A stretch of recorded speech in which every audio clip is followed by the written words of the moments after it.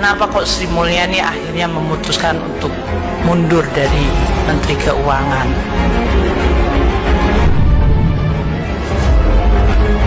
Sumbangan saya atau apapun yang saya putuskan sebagai pejabat publik tidak lagi dikehendaki di dalam sebuah sistem politik di mana perkawinan kepentingan itu begitu sangat dominan dan nyata. Banyak yang mengatakan itu adalah kartel. Saya lebih suka pakai kata kawin walaupun jenis kelaminnya sama.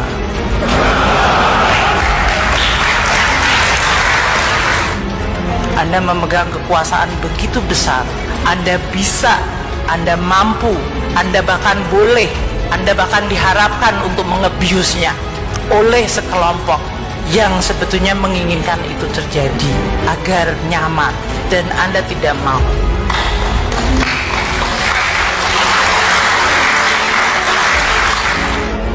Bahwa saya menang, saya berhasil. Kemenangan dan keberhasilan saya definisikan menurut saya karena tidak didikte oleh siapapun, termasuk mereka yang menginginkan saya tidak di sini.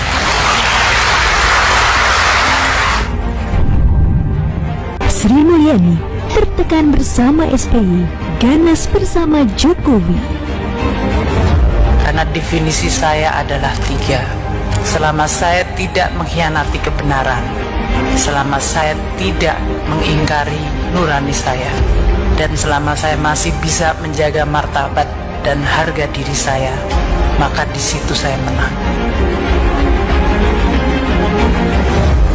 Sejak bersama Presiden Joko Widodo atau Jokowi, Menteri Keuangan Sri Mulyani tampil begitu sangar dalam mengelola sistem keuangan di Indonesia. Tentu ini hal yang sepertinya sangat sulit dilakukannya semasa menjadi Menteri Keuangan di era Presiden Susilo Bambang Yudhoyono atau SBY.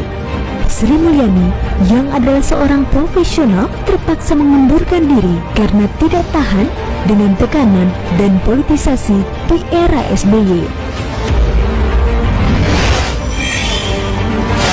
Di mana sistem politik tidak menghendaki lagi, atau dalam hal ini tidak memungkinkan etika publik itu bisa dimunculkan, maka untuk orang seperti saya akan menjadi sangat tidak mungkin untuk eksis.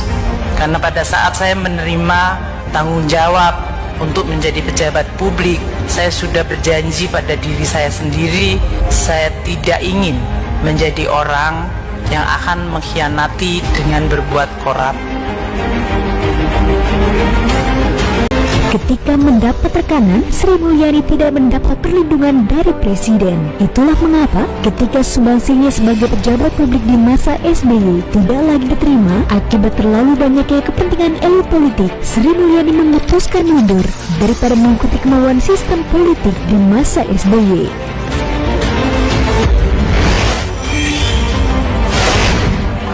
Sumbangan saya atau apapun yang saya putuskan sebagai pejabat publik tidak lagi dikehendaki di dalam sebuah sistem politik di mana perkawinan kepentingan itu begitu sangat dominan dan nyata.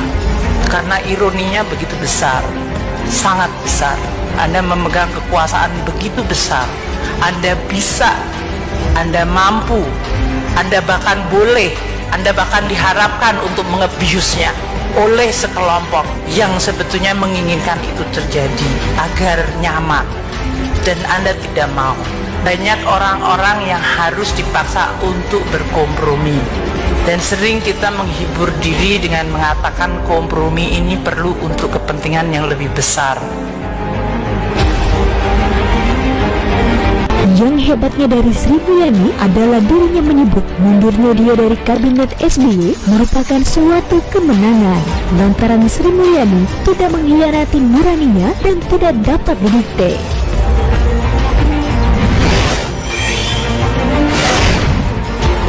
Bahwa saya menang, saya berhasil. Kemenangan dan keberhasilan saya definisikan menurut saya karena tidak didikte oleh siapapun, termasuk mereka yang menginginkan saya.